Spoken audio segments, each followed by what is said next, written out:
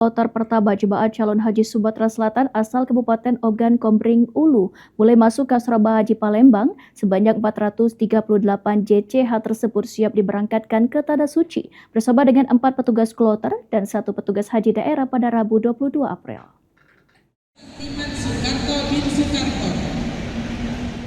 Sebanyak 438 jemaah calon haji JCH tergabung dalam kloter pertama mulai masuk ke asrama haji Palembang, didampingi 4 petugas kloter dan 1 petugas haji daerah.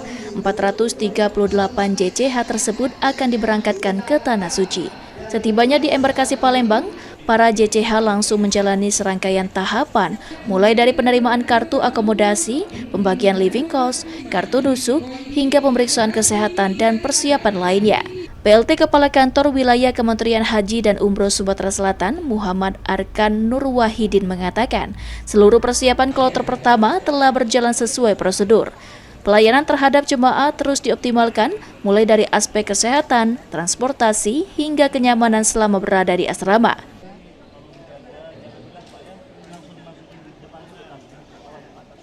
Pelayanan kita di tahun ini kan pelayanan yang ramah lansia, disabilitas, dan ramah perempuan. Sehingga dalam pelayanan tadi Bapak Ibu bisa lihat ya, lansia dan disabilitas sudah kita dorong duluan ya, jadi tanpa ngantri lagi di asrama haji, sudah kita dorong ke kamar masing-masing. Salah satu jemaah, Kamali Kasmul Karjani, mengaku bahagia dan antusias dapat berangkat bersama keluarga, bahkan salah satu anaknya menjadi jemaah termuda dengan usia 18 tahun. Saya yang termuda dari Kabupaten Oku Timur, umurnya 18 tahun. Nah, itu daftar baru 3 tahun setengah saya daftarkan. Kan kemarin itu masih kurang 3 bulan, 18 tahun, maka waiting list nggak bisa untuk berangkat. Jadi akhirnya diberangkatkan di tahun ini.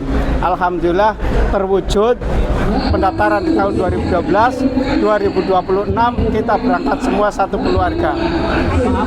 Kloter pertama jemaah haji Sumatera Selatan dijadwalkan berangkat pada Selasa 22 April 2026 pukul 7:10 waktu Indonesia Barat melalui Bandara Sultan Mahmud Badarudin II Palembang dengan tujuan langsung ke Madinah.